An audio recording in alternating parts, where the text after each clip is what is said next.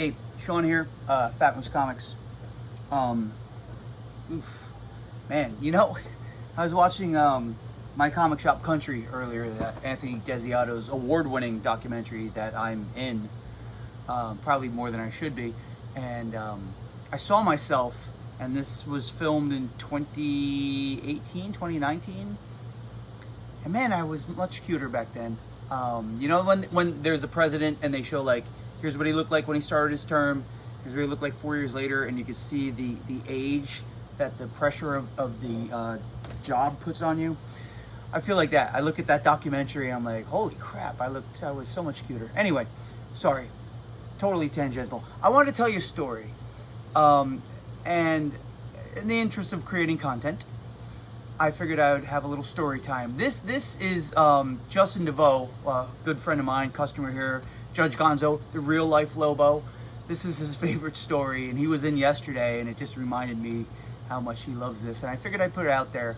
Also, real quick, two things real quick. One, hi Tony Fleeks, if you're watching this. I've become distant friends with Tony Fleeks, who does Stray Dogs and Local Man, awesome writer. We had a little correspondence, and he's subscribed to this channel. So Tony, if you're watching this, thank you, sir. And he's putting Loomis and Blue Pod, me and Nicole, our two cats, are going to be in issue 15 of Feral. I ordered extra copies, so if you want to see our cats in a book, there you go. Okay, and before I get to the story, one more thing, because of course, I'm like more long-winded than Kevin Smith. Wednesday sucked. It was good financially, and it was good to see all my regulars, but just on a personal level, like business-wise and things I had to deal with, Wednesday was a goddamn shit show. And here's the funny part. At the end of the day, we closed at 8 o'clock. I had a couple of my regulars here. I walked them outside. Thank you guys. Good to see you. Let me lock up the door. After this entire day of just stress like you wouldn't believe, I'm so psyched to lock up, relax, go home, hang out with my gal and the cats, maybe have a cocktail, maybe read some comics. Actually read comics, go figure. I closed the door, and the goddamn door handle comes off in my hand. Just clunk, clink, there's the door handle. I was like, I sat down at the bottom of the stairs and laughed and cried for a good 15 minutes because I was like, what, really? So yeah, so that was that. But luckily my landlord is awesome, and he came by the next day and he fixed it and whatnot. Plus he wanted to get his rent checked, so he was motivated. Okay, so, sorry. Main story. This is a story of how I almost died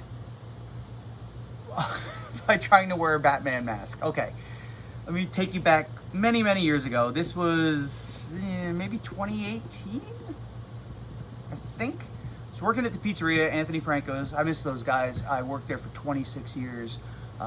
Great place, great people. We had this new employee, newish. His name was Rob, younger guy, and he was into comic books. I think he read some comics, but he's mostly into the comic book scene, pop culture. He loved all the movies and the video games and cartoons and whatever else. And he was a big Batman fan, and so we bonded immediately over that kind of geek stuff. Look at that. Sorry. It's hard to concentrate. I'm bugging out. Wow. All right. So, sorry. So Rob one day comes in, and we hit it off. He was a good kid. And he's like, hey man, I got something for you. I was like, okay, I like free stuff. And he hands me this. Hold on. Right here. This Batman mask. Now, it looks very much kind of based on the Greg Capullo version with the nose here and the shorter ears. And it's just rubber. It's just a big old rubber mask. I was like, wow, that's really cool. Where'd you get that? He's like, I got it on Etsy, but, I don't really have a use for it, and I know you love Batman and whatnot. I'm not sure what his motivation was for giving this to me. But, I was like, cool, well, how do you, it's like impossible to get this thing on your head. He goes, no, I'll show you how to do it. He goes, first thing you gotta do, you gotta soak your head. You gotta get your head really wet, and then you take this, and you kind of roll it like a condom, thusly, and then you kind of get your chin through there and put it on. And so he went in the bathroom And well, we both went in the bathroom, and he showed me. He wet his head and he put it on. He took it off, and then I tried it and I got it on there, my big round stupid Charlie Brown head. And sorry, it's been a long day. And so he gave it to me. It's not easy to get on or off. So here's what happened. I got home that evening.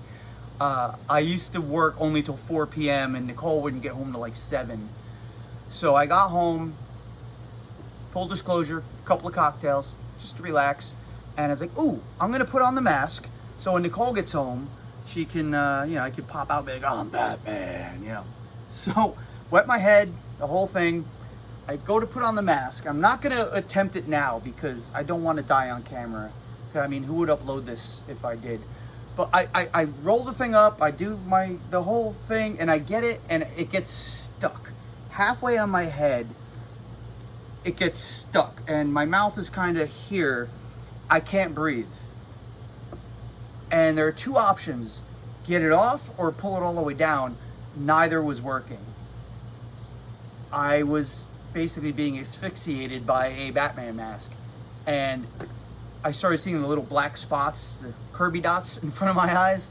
And my thought was, holy shit, what better way to go? When Nicole comes home, she's gonna find my corpse in the bathroom with a Batman mask, like half on my stupid big head.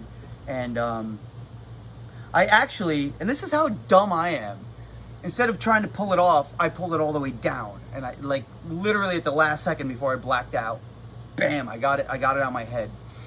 And I think I wore it for a good hour or so. It doesn't even fit right. It just kind of, it needs, when you put it on, it needs to be pinched in the back. It just kind of doesn't sit on my head correctly.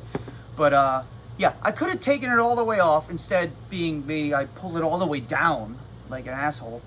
And Nicole came home. She's like, haha, look at you. Like, I can't believe I actually share a bed with you. And then I was afraid to take it off because I was afraid to die. I thought maybe on the way out it would kill me. And that was the last time I ever tried to wear this thing. It's cool as hell. It sits here at the shop on the shelf and people always remark upon it. And they're like, oh, you know, can I try it on? I'm like, I'm so sorry. We do not have the insurance coverage for that.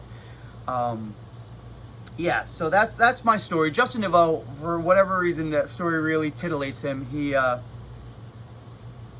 He thinks it's funny that I almost died. But Justin is a big cosplayer, and so he knows the fun, the excitement of cosplaying. But this is a death trap. So I shall never attempt. I won't say never. Maybe one day I'll make a video of me trying to put this on, like, for you guys, and I don't know. It's probably a bad idea, which is probably why I'm gonna do it at some point. Anyhow, that's it. Wednesday sucked. Doorknob fell off. Ha ha ha. Joke's on me. Fixed it. Everything's cool. It was actually a good weekend. I was gonna be closed on Saturday. But I decided to open, and I'm glad I did. It was actually a very, very good day financially, and today was actually pretty good. We're closing up in a few, and I just want to make this quick video and share the story of how Batman almost killed me. But this is, it is lovely. It's not for sale. Maybe it's for sale. Make me an offer. But anyhow, that's it. Hope everybody's doing well. Enjoy your summer. I'm going to try to do more videos, maybe where I tell little stupid stories such as this, if anybody's interested. And that's about it. Anyway, take care, everybody. Talk to you soon. And if you're negligent and you haven't been in to get your goddamn comics, please. It's getting a little silly, all right? I got bills, all right? Thank you.